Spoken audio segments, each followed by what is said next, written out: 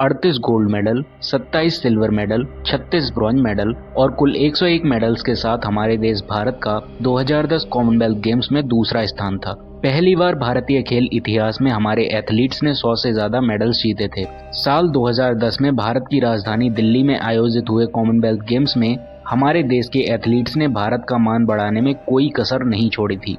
लेकिन इतने शानदार परफॉर्मेंस के बावजूद कॉमनवेल्थ गेम्स 2010 को किसी अच्छी वजह से याद नहीं किया जाता और जब जब कॉमनवेल्थ गेम्स 2010 का नाम आता है तो देश के करोड़ों लोगों का सिर शर्म से झुक जाता है। इसकी वजह थे वो लोग जिन्होंने कॉमनवेल्थ गेम्स को ऑर्गेनाइज किया था और कॉमनवेल्थ गेम्स को ऑर्गेनाइज करने की आड़ में उन्होंने भ्रष्टाचार का ऐसा महाखेल खेला जिसके बाद दुनिया भर में हमारा देश भारत शर्मसार हो गया और गलत वजहों से सुर्खियों में आ गया। कॉमनवेल्थ गेम्स के आयोजन में इतने घोटाले हुए कि जिन्हें गिन पाना भी आसान नहीं है। सेंट्रल विजिलेंस कमीशन की एक रिपोर्ट के मुताबिक कॉमनवेल्थ गेम्स को ऑर्गेनाइज करने वालों ने बोगस कंपनीज को पैसा दिया, मतलब वो कंपनीज जो अस्तित्व में थी ही नहीं। इसके बावजूद भी उन्हें काम के लिए पैसे दिए गए। 80 रुपए के टॉयलेट पेपर को 6400 रुपए में खरीदा गया। बाथरूम का शीशा 17,600 रुपए में खरीदा गया जो कि 3486 रुपए का था।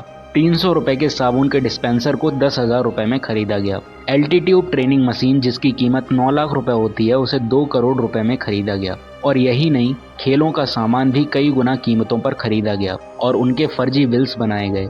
हर कोई इस उत्साह में डूबा था कि इंटरनेशनल लेवल के गेम को हम अपने ही देश की राजधानी नई दिल्ली में ऑर्गेनाइज करने वाले हैं, क्योंकि ये पहला मौका था जब इंडिया इंटरनेशनल लेवल पर कॉमनवेल्थ गेम्स को ऑर्गेनाइज करने जा रहा था। लेकिन अफसोस के रूप में सामने आया कॉमनवेल्थ गेम्स स्कैम, जो कि इंडिया के सबसे बड़े स्कैम की लिस्ट में शामिल हो गया।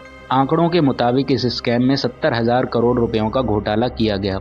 घोटाले की बात करें तो 2010 के हर एक प्लान और बजट को बड़ा चढ़ाकर सामने रखा गया। जहां पहले वेन्यू का बजट 1000 करोड़ रुपए प्लान किया गया था, वहीं बाद में इसे रिवाइज करके 2460 करोड़ रुपयों में बदल दिया गया।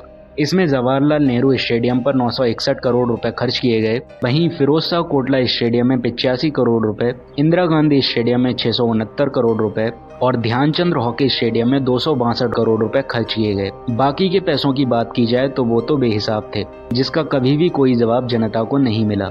अगर उन फैक्ट्स एंड फिगर्स की बात करें जो दिल्ली गवर्नमेंट के कॉमनवेल्थ इंफ्रास्ट्रक्चर रिकॉर्ड में दर्ज हैं, तो दिल्ली गवर्नमेंट के अनुसार स्टेडियम को लेकर कॉमनवेल्थ गेम्स के लिए 670 करोड़ रुपए खर्च किए गए।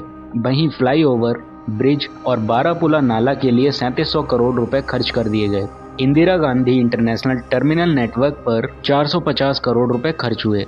अंबेडकर नगर से दिल्ली गेट में 215 करोड़ रुपए खर्च किया गया। डीटीसी फ्लीट ऑगमेंटेशन पर 1800 करोड़, रोड सरफेस मैनेजमेंट पर 650 करोड़, रोड सिग्नल्स पर 150 करोड़ और मेट्रो कनेक्टिविटी पर 3000 करोड़ रुपए खर्च किए गए। लेकिन अगर ठीक से देखा जाए तो खर्च भले ही कितना ज्यादा क्यों ना हो, पर यह खर्च सिर्फ कागजों पर ही हो रहा था, क्योंकि रियलिटी कुछ और ही थी। इवेंट खत्म होने के बाद खराब दीवार, इनकम्प्लीट कंस्ट्रक्शन, एथलीट्स के आने जाने में परेशानी, डेंगू फीवर, गंदगी, लास्ट मिनट नॉर्मल प्रॉब्लम्स जैसी शिकायतें जनता और पूरी दुनिया के सामने आने लगी। ये सभी परेशानियां भी कॉमनवेल्थ गेम्स में हुए घोटाले की तरफ इशारा करते हैं, क्योंकि जितने पैसे खर्च किए गए थे उस हिसाब से इस तरह की कोई शिकायत सामने नहीं आ सकती थी। इस घोटाले ने इंडियन एथलीट्स के बेहतर परफॉर्मेंस पर भी पर्दा डाल दिया। इंडियन एथलीट्स ने कॉमनवेल्थ गेम्स में चाहे कितना ही अच्छा प्रदर्शन क्यों ना किया हो, लेकिन हिस्ट्री में कॉमनवेल्थ गेम्स 2010 को 70,000 करोड़ रुपए के स्कैम और फ्रॉड के लिए हमेशा याद किया जाएगा, जो कि हमारे लिए बेहद शर्मिंदगी की बात है। कमेटी जिसने कॉमनवेल्थ गेम्स को ऑर्गेनाइज किया था, उसमें चेयरमैन की पोस्ट पर थे सुरेश कलमाड़ी, वाइस चेयरमैन की पोस्ट पर थे रणधीर सिंह, वहीं सेक्रेटरी जनरल के रूप में ललित भनोट थे और Anil Kumar Khanna, Michael Fennell, Digvijay Singh, Mike Hooper, Rakesh Mehta जैसे 15 लोग इस कमेटी के स्पेशल मेंबर्स की लिस्ट में शामिल थे, जो कॉमनवेल्थ गेम्स को ऑर्गेनाइज करने का काम कर रहे थे।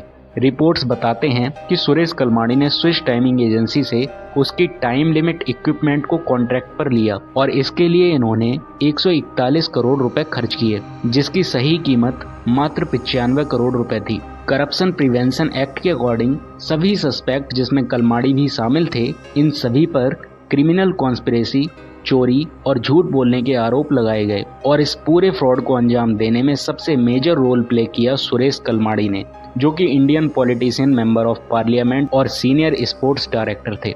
कॉमनवेल्थ गेम की पूरी पिक्चर को देखने के बाद ये तो कहा जा सकता है कि कॉमनवेल्थ गेम्स 2010 के दौरान सुरेश कलमाड़ी चेयरमैन की पोजीशन पर बैठकर कॉमनवेल्थ गेम्स को ऑर्गेनाइज करने के बजाय घोटाला और फ्रॉड करने की प्लानिंग कर रहे थे। सुरेश कलमाड़ी के खिलाफ प्रिवेंशन ऑफ करप्शन एक्ट के अंडर इन्वेस्टिगेशन की गई और कॉमनवेल्थ गेम्स 2010 खत्म होने के 193 दिन बाद 25 अप्रैल 2011 को सुरेश कलमाड़ी को सीबीआई ने गिरफ्तार कर लिया। फिर 20 मई 2011 को सीबीआई ने कलमाड़ी के खिलाफ पहली चार्जशीट फाइल की, जो कि सीबीआई के स्पेशल कोर्ट में चली गई। कलमाड़ी के बाद उनके दूसरे साथी जैसे ललित भनोट और बीके वर्मा को भी अरेस्ट कर लिया गया।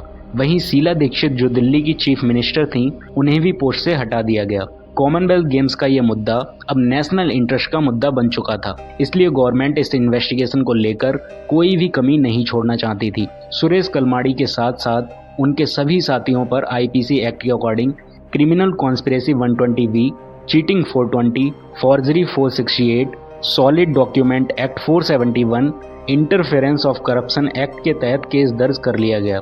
इसके बाद सुरेश कलमाड़ी को 10 महीने की जेल हुई और उनसे सिक्योरिटी फीस के तहत $5 लाख पे करने के लिए भी कहा गया।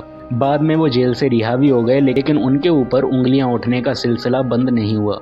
फिर 13 जुलाई 2012 को दिल्ली हाई कोर्ट ने कलमाड़ी को 2012 ओलंपिक्स को अटेंड करने की भी परमिशन दे दी, जो उस समय लंदन में हो रहे थे। लंदन ओलंपिक सेरेमनी को अटेंड करने के लिए भी बहुत विवाद हुआ, क्योंकि कुछ लोगों का कहना था कि सुरेश कलमाड़ी का वहां प्रेजेंट होना देश के लिए बहुत शर्मिंदगी की बात होगी। लोगों का कहना था कि उन्हें तिहाड़ जेल वापस भेज देना चाहिए। अगर इन्वेस्टिगेशन रिपोर्ट की बात की जाए तो सबसे मेन एक्यूज की लिस्ट में सुरेश कलमाड़ी का नाम सामने आया, जो कॉमनवेल्थ ऑर्गेनाइजिंग कमेटी के चेयरमैन थे, और सीबीआई ने सुरेश कलमाड़ी को कॉमनवेल्थ गेम्स में हुए घोटाले का मास्टरमाइंड माना।